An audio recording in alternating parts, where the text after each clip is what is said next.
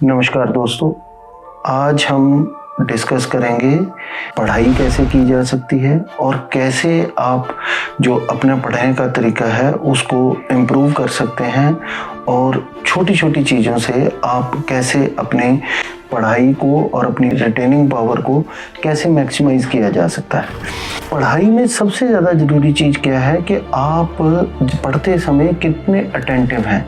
हमने ये देखा है कि बहुत सारे बच्चे जो हैं वो एक नॉइज़ी इन्वायरमेंट में पढ़ते हैं, एक ऐसे इन्वायरमेंट में पढ़ते हैं जहाँ जो शांत नहीं है, जो पढ़ाई लिखाई के लिए अनुकूल नहीं है। कई बार देखा है कि बच्चे जो है म्यूज़िक सुनते हुए पढ़ते हैं।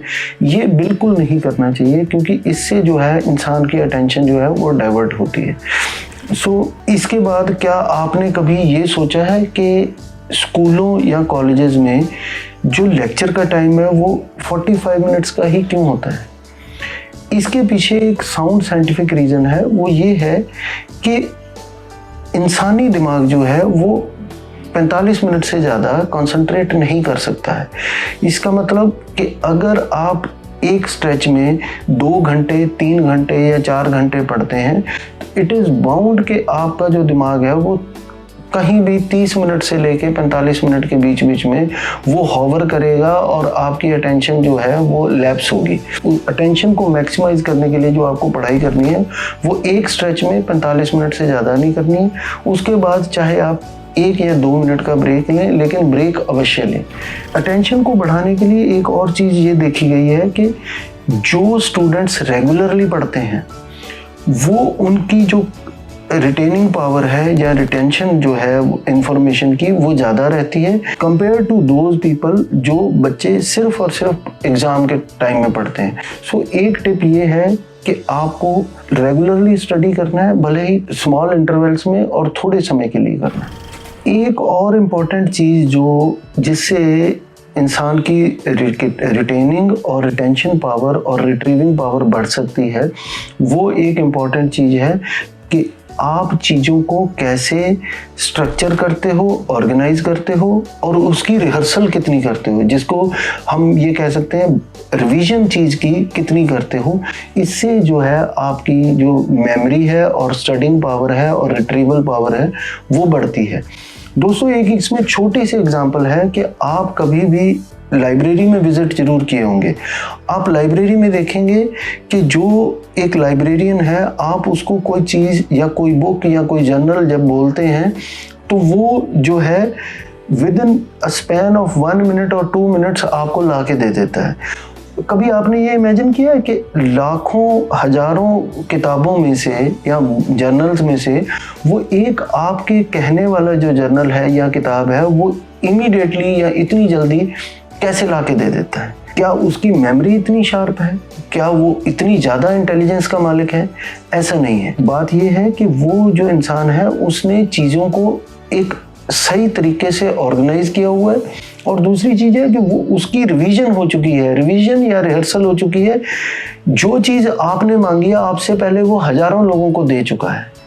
सिमिलरली जब भी हम पढ़ते हैं तो पढ़ाई के समय में क्या है कि हमें ये चीज़ देखनी है कि हम चीज़ों को ऑर्गेनाइज कैसे करें और हम उसकी रिहर्सल कितनी करते हैं। ऑर्गेनाइज करने का एक छोटा सा जो टिप है वो मैं आपको दे सकता हूँ।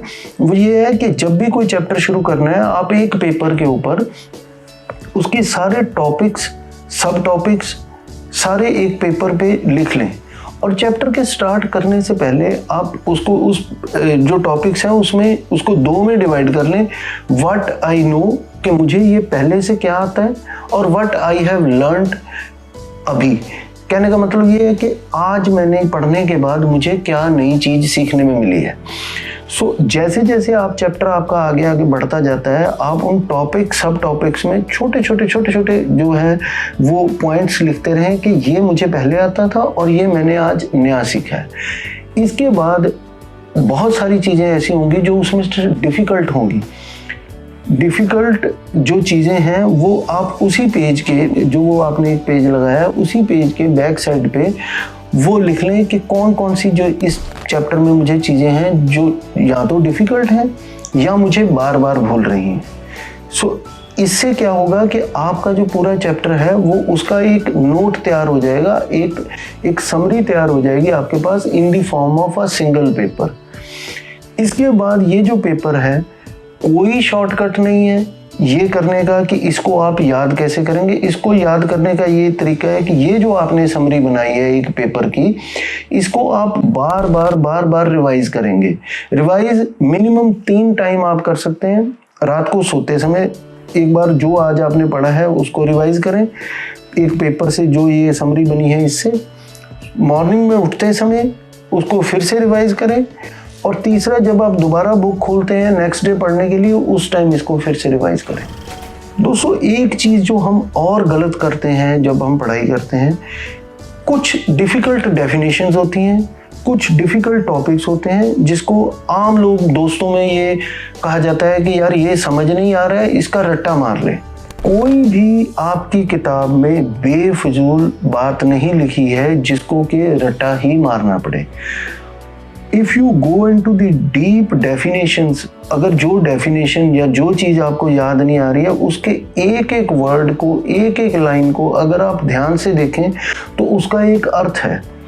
उस अर्थ को चेज करने की कोशिश करें, उसको फाइंड आउट करने की कोशिश करें, और क्रैमिंग की जगह उसका पूरा अर्थ निकाल के फिर उसको समझने की जब आप कोशिश करेंगे तो वो जो है आपका एक तो टाइम बचेगा, और एक ये जो है कि आपको बेटर वे में रिटेन रहेगी और आप एक मौका आने पर उसको रिट्रीव कर पाएंगे। एक और इम्पॉर्टेंट चीज़ जो हम गलत करते हैं एग्ज़ाम के समय में कि हम जो है सोना बंद कर देते हैं या बहुत कम सोते हैं। ये साइंस से और रिसर्च से प्रूव हो चुका है कि अगर आप कोई भी नई इंफॉर्मेशन एक्वायर करते हैं और उसके बाद आप अपने ब्रेन को रिलैक्स करने का या एक टाइम देते हैं उस इंफॉर्मेशन को प्रोसेस करने का, तो वो बेटर तरीके से आपकी लॉन्ग टर्म मेमोरी में चली जाती है। ये साइंस से प्रूव हो चुका है, एक्सपेरिमेंट से प्रूव हो चुका है कि अगर एक माउस को नई कोई इंफॉर्मेशन सिखाई जाए और उसको अगर उसके बाद उसको सोने ना दिया जाए तो वो जो इंफॉर्मेशन है वो बहुत जल्दी उसके दिमाग से निकल जाती है और वो जो चीज़ें हैं वो भूल जाता है। और इसी के साथ अगर एक माउस को नई चीज़ सिखा के उसको लंबे समय तक सुला दिया जाए तो वो इंफॉर्मेशन उसके दिमाग में ज़्यादा समय तक रहती है। इंसानी जो एक्सपेरिमेंट हुए हैं उसमें ये प्रूव हो चुका है कि अगर आप कोई नई इंफॉर्मेशन सीख के उसके बाद सो जाते हैं तो जो दिमाग के न्यूरॉन्स हैं वो अच्छे से ग्रो करते हैं, पहले से ज़्यादा फास्टर ग्रो करते हैं, और वो जो इंफॉर्मेशन है वो लॉन्ग टर्म मेमोरी में ज़्यादा रहती है, और लॉन्ग टर्म मेमोरी के रहने से जो है आपकी परफॉर्मेंस या आपकी रिट्रीवल कैपेसिटी जो है वो ज़्यादा बढ़ जाती है। दोस्तों इन छोटे छोटे टिप्स से हम स्टूडेंट जो हैं वो अपनी परफॉर्मेंस में 20 से 25% तक का इजाफा कर सकते हैं। धन्यवाद।